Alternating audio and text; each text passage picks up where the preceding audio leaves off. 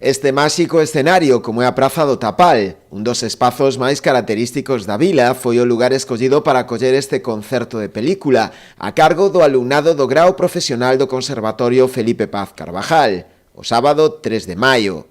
Serán máis de 100 músicos nunha hora de concerto, na que se interpretarán pezas de bandas sonoras de coñecidas películas da historia do cine. Pois Piratas del Caribe, La La Land, por exemplo, logo temos algunhas de Disney, algunhas de cine mudo tamén, de Chaplin, para facer un pouco referencia a toda a historia do cine. E todos os estilos tamén. Hai películas máis de acción, máis románticas, os musicales. O concerto terá a singularidade de que irá acompañado de proxeccións de imaxes na fachada da igrexa, sincronizadas cos arranxos musicais, o que o converterá nun espectáculo único digno de ver. Vamos a poñer a música en primeiro plano, coas proxeccións nesta fachada, que xa probamos e teño que dicir que quedan excelentes. Vai a ser unha experiencia única. É un concerto de unha hora, todas as bandas sonoras enlazadas, se van cambiando as imaxes a medida que cambia o tema. Dende o Concello, que colabora tamén coa iniciativa, ven con bos ollos este tipo de concertos, que permite sacar á rúa o traballo dos alumnos realizado ao longo do ano nas clases. Animamos a xente a que acuda para ver este espectáculo, que é a primeira vez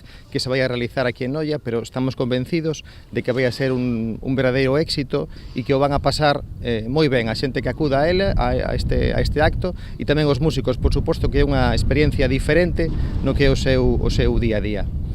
Queremos tamén celebrar que o Conservatorio abra as súas portas, siga abrindo as súas portas como se o está facendo dende hai xa un tempo, e ademais dos concertos ordinarios no Coliseo Noela, tamén utilice espazos que temos en Noia, espazos, como digo antes, patrimoniais e moi importantes para que a xente vexa que pois este tipo de actividades teñen unha acollida pois estupenda como así vai a ser este concerto. No concerto colaborarán tamén exalumnos e membros das bandas Isabel II de Touro e da Sociedade Recreativa San Xoán de Calo.